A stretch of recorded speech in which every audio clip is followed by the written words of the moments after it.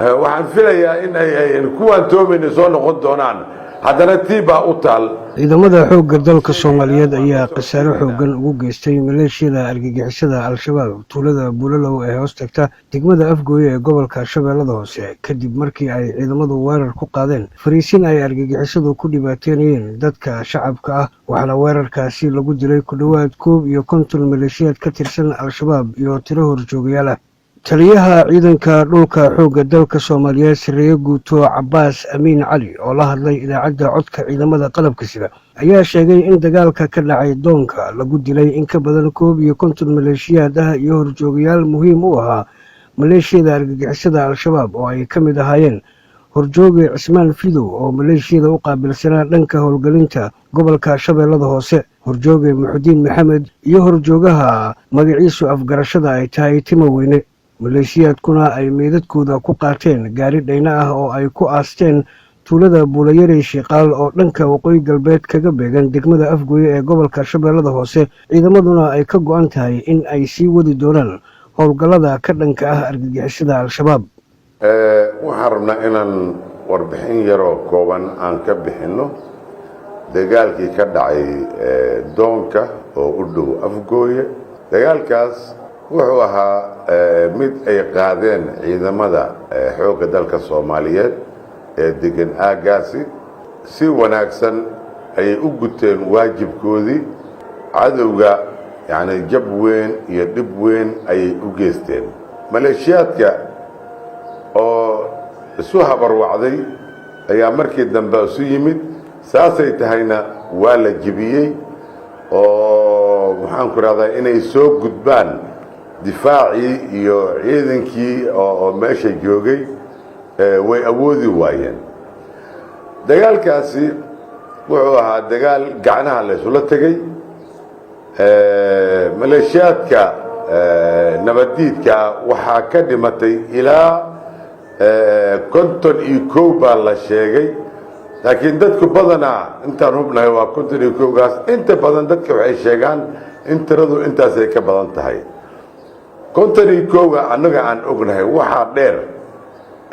kuwaas waxay ku qaateen gaari dhayna ah ay meedku ku aruuriyeen ay isdul saareen sidii jawaanka bariiskii oo kale tuulo Afgooye ka xigta waqooyi galbeed ayay ku aasteen 51kaas oo nabadiidka ah waxa weheliyey 2 qof oo magac weyn ku leh shabaabka dhexdoodii in lagaga dilay labadaas oo miisaankoodii aad ugu weynaa meesha waxayna kala ahaayeen Sheekh Muxudiin Maxamed iyo Timo Weyne ay ahaayeen. sidoo kale taliyaha ayaa sheegay in ciidamadii ku geeriyooday dagaalkaasi ay ahaayeen mujaahidiin jihaad ku dhintay oo guul u soo hoyay qarannimada ummadda Soomaaliyeed kuwa noolna ay mudan yihiin in abaalmarino muhiim ah la guddoonsiyo. annagu dabcan meel dagaal uu ka dhacay khasaare la'aan ma imaanayso wax wayna soo gaareen laakiin ma aha sida warbaahinta aan ka arkayno sheegayaan ma aha wax jira ma aha ciidan waa naga dhintay laakiin ciidan aad u yar bay ahaayeen dhowr qof ay ahaayeen ciidankaasi Allah u naxariisto dad mujaahidiin oo jihaad ku dhintay bay ahaayeen guul weyn ayay gaareen ammaan weyn ay leeyihiin waa abaalmarin bay leeyihiin arrintaasi ay waajibkaasi ay guteen inay difaacaan dalkoodii oo ay ka difaacaan nabadiidkan oo had iyo jeer mataqaanaa ka shaqeeya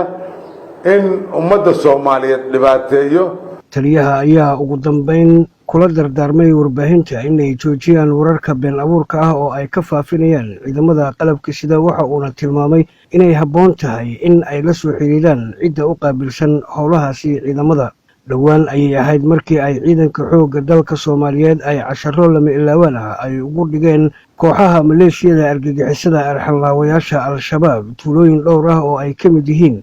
Daniga Baalow, Basro, Garasweyne, Muryaale, Digaanley, Buula Iidow, Beledul Amiin, Alifow, Baqdaad, Buulayare, Kaxarow oo dhammaan ka wada tirsan gobolada Shabeellooyinka. cumar maxamed kulmiye warbaahinta codka ciidamada qalabka sida.